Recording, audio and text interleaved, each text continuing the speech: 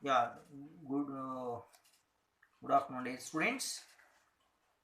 In this video, I am going to give you the half-life of a nth order reaction mathematical expression derivation. Okay.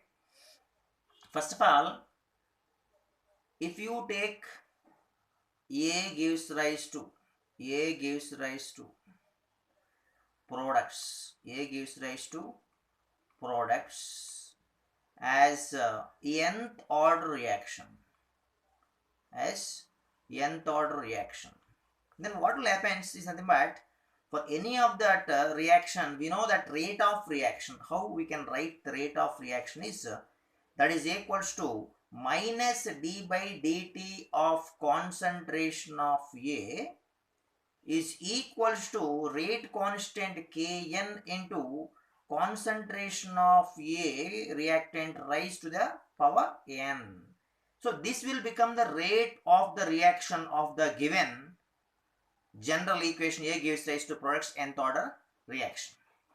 So in this reaction, if you just try to separate the variables, then it will become minus d concentration of A to the base divided by concentration of A power n will become equals to Kn into dt. So here what I am taking is Kn is nothing but this is the rate constant of the nth order reaction, and at the same time this dA is the concentration change and A power n is the concentration of A reactant power n. n.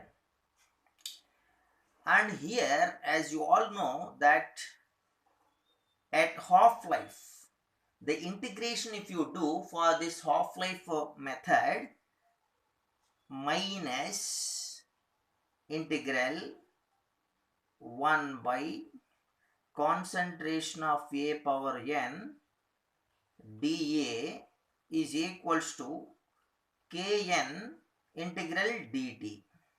So this integration limits will become 0 to T of for the time, and for the concentration it will become A naught is the lower limit, upper limit is A naught by 2, because A naught by 2 is the concentration at the time interval T of, because half-life is the time required to make the reactant concentration, initial concentration, 1/2 of it. That's why I have taken A naught by 2.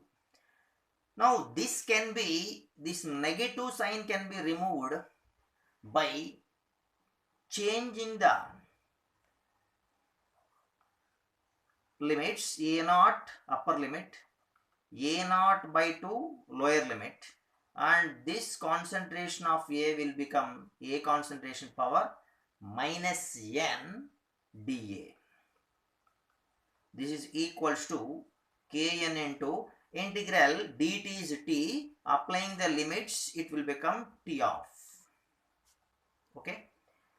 So from mathematics we have one more information is there, that is integral x power n dx is equals to x power n plus 1 by n plus 1. So this is the formula. So this formula if you apply for this left hand side information, then you will get concentration of A power minus 1 plus 1 divided by minus n plus 1 whole power.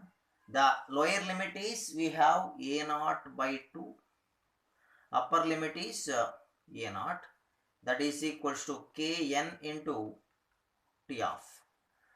If you apply the limits, and taking the 1 by 1 minus n outside as a constant, then this A power 1 minus n will become minus A naught by 2 minus A naught by 2 whole power minus n plus 1. First we have applied the lower limit, or else you can apply the upper limit also first, then it will become, yes, it will become a naught power 1 minus n minus a naught by 2 power 1 minus n, that is equals to kn into t of. Now we have a naught power 1 minus n is common is there, so that you can take it outside. A naught power 1 minus n divided by 1 minus n into 1 minus 1 by 2 power 1 minus n. Okay, so that is equals to kn into t of t1 by 2. So now upon simplification, you will get 2 power 1 minus n minus 1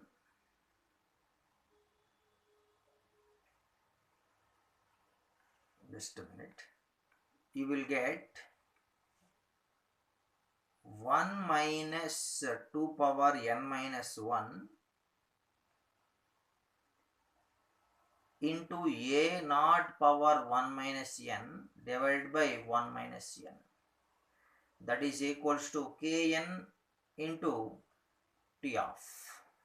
Finally, upon simplification, applying the negative value, you will get t of value is equals to 2 power n minus 1 minus 1 by n minus 1 into concentration of a naught concentration power n minus 1 into kn will come. So this is the half-life period formula. So from this half-life period, we can say that T of half-life is inversely proportional to the initial concentration A naught power n minus 1.